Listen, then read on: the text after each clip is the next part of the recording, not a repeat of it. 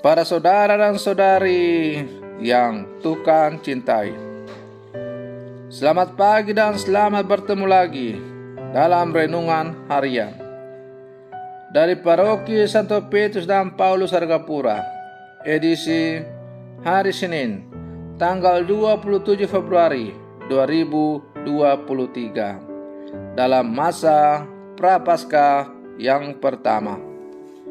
Mengawali hari yang baru ini, kita hendak mendengar dan merenungkan sabda Tuhan. Marilah sebelum kita mendengar dan merenungkan sabda Tuhan, kita berdoa. Dalam nama Bapa dan Putra dan Roh Kudus. Amin. Allah Bapa kami, Engkau Maha Agung dan Maha Kudus. Namun Engkau menghendaki pengakuan dan cinta kasih dari pihak manusia yang memerlukan pertolongan. Kami mohon semoga penghormatan kami kepadamu dapat kami wujudkan dalam cinta kasih kepada sesama. Bersabdalah ya Tuhan, kami siap untuk mendengarkan. Terpujilah Engkau Bapa, Putra dan Roh Kudus, kini dan sepanjang segala masa. Amin.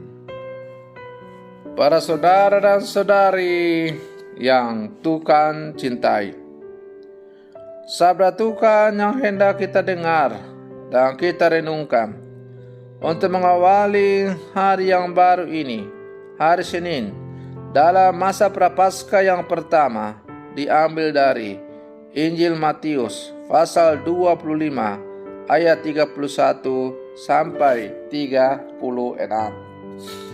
Tuhan bersamamu. Inilah Injil suci menurut Matius. Yesus berkata kepada murid-muridnya, apabila Anak Manusia datang dalam kemuliaan dan semua malaikat datang bersama-sama dengan Dia, maka Ia akan bersemayam di atas takhta kemuliaannya. Lalu semua bangsa akan dikumpulkan di hadapannya, dan Ia akan memisahkan mereka seorang daripada seorang, sama seperti gembala memisahkan domba dari kambing. Ia akan menempatkan domba-domba di sebelah kanannya dan kambing-kambing di sebelah kirinya. Lalu raja itu akan berkata kepada mereka yang di sebelah kanannya, mari, hai kamu semua yang diberkati oleh Bapakku, terimalah kerajaan Allah yang telah disediakan bagimu sejak dunia dijadikan. Sebab ketika aku lapar, kamu memberi aku makan. Ketika aku haus, kamu memberi aku minum. Ketika aku seorang asing, kamu memberi aku tumpangan. Ketika aku telanjang, kamu memberi aku pakaian. Ketika aku sakit, kamu melawat aku. Ketika aku dalam penjara, kamu mengunjungi aku. Maka orang-orang benar itu akan bertanya kepadanya, Tuhan, bila manakah kami melihat Engkau lapar dan kami memberi Engkau makan, atau haus dan kami memberi Engkau minum? Bila manakah kami melihat Engkau sebagai orang asing dan kami memberi Engkau tumpangan, atau telanjang dan kami memberi Engkau pakaian? Bila manakah kami melihat Engkau sakit atau dalam penjara dan kami mengunjungi Engkau? Maka raja itu akan menjawab mereka, aku berkata kepadamu, sesungguhnya segala sesuatu yang kamu lakukan untuk salah seorang dari saudaraku yang paling hina ini, kamu telah melakukannya untuk aku. Dan Ia akan berkata juga kepada mereka yang di sebelah kirinya, Enyalah dari hadapanku, hai orang-orang terkutuk, nyala ke dalam api yang kekal yang telah disediakan untuk iblis dan malaikat-malaikatnya. Sebab ketika aku lapar, kamu tidak memberi aku makan. Ketika aku haus, kamu tidak memberi aku minum. Ketika aku seorang asing, kamu tidak memberi aku tumpangan. Ketika aku telanjang, kamu tidak memberi aku pakaian. Ketika aku sakit dan dalam penjara, kamu tidak melawat aku. Lalu mereka pun akan bertanya kepadanya, Tuhan, bila manakah kami melihat engkau lapar, atau haus, atau sebagai orang asing, atau telanjang, atau sakit, atau dalam penjara, dan kami tidak melayani engkau? Maka ia akan menjawab mereka, Aku berkata kepadamu, sesungguhnya segala sesuatu yang tidak kamu lakukan untuk salah seorang dari saudaraku yang paling hina ini, kamu tidak melakukannya juga untuk aku. Dan mereka ini akan masuk ke tempat siksaan yang kekal, tetapi orang-orang benar masuk ke dalam hidup yang kekal. Demikianlah sabda Tuhan. Para saudara dan saudari yang Tuhan cintai, perumpamaan tentang air saman yang diceritakan Yesus dalam Injil hari ini hendak mengajak para murid untuk waspada, berjaga-jaga, mawas diri, agar mereka tidak terjebak pada agama identitas yang marak terjadi pada zaman Yesus.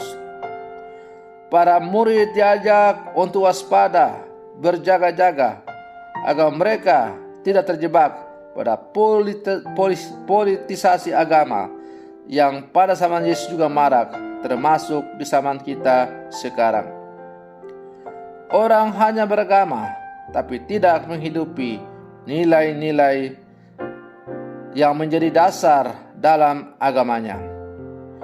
Banyak orang mengaku diri sebagai orang percaya, tetapi hidup dan perilaku tidak mencerminkan kehidupan sesuai dengan yang diajarkan oleh agama yang ia anut.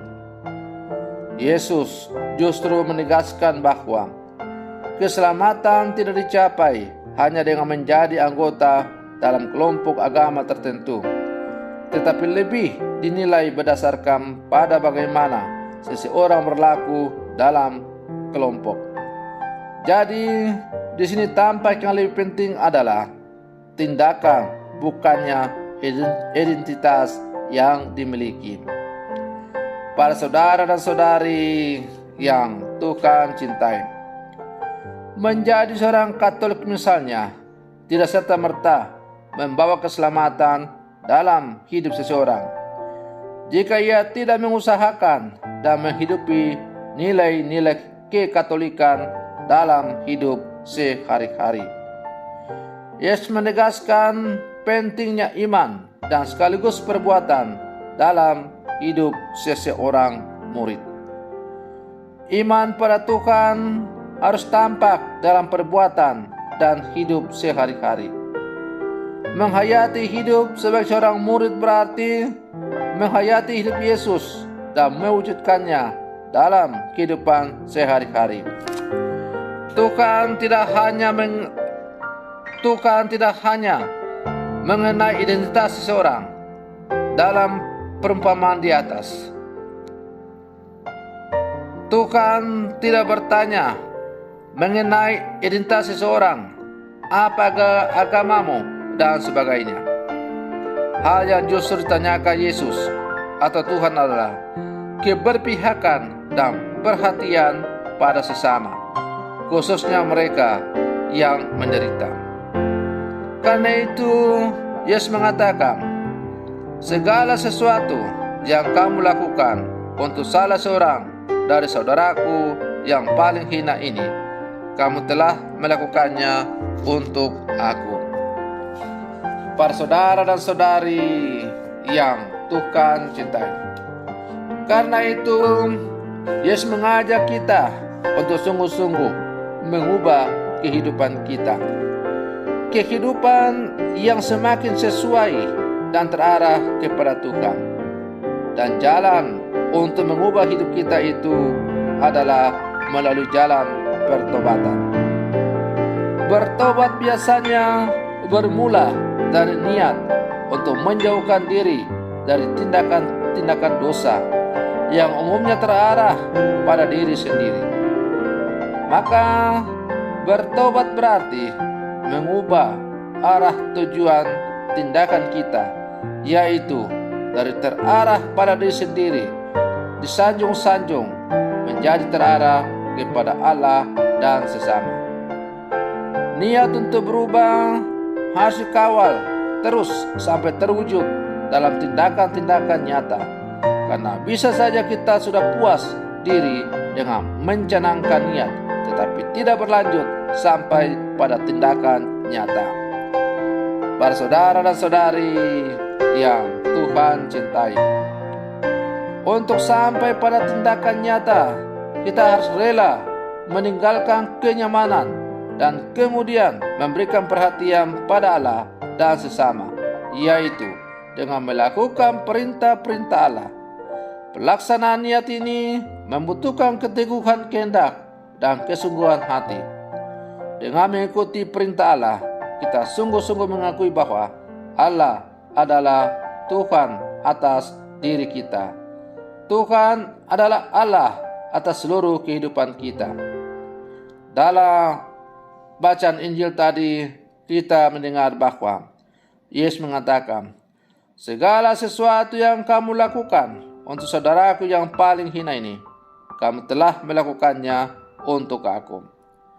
Maka mari kita berlangkah bersama mewujud nyatakan iman kita dalam tindakan yang konkret. Iman tanpa perbuatan adalah iman yang mati. Bukan setiap orang yang berseru-seru Tuhan, Tuhan itu yang masuk ke dalam kerajaan surga. Tetapi mereka yang masuk ke dalam surga adalah mereka yang melakukan kehendak Bapa-Ku. Dan apa kehendak Bapa? Yaitu melaksanakan segala yang diperintahkan oleh Tuhan dalam seluruh kehidupan kita. Para saudara dan saudari yang Tuhan cintai, semoga perlindungan saya untuk mengawali hari yang baru ini semakin menghantar kita untuk menjadi orang-orang Katolik sejati yang hidup di zaman sekarang. Semoga demikian. Selamat pagi, Tuhan Yesus memberkati.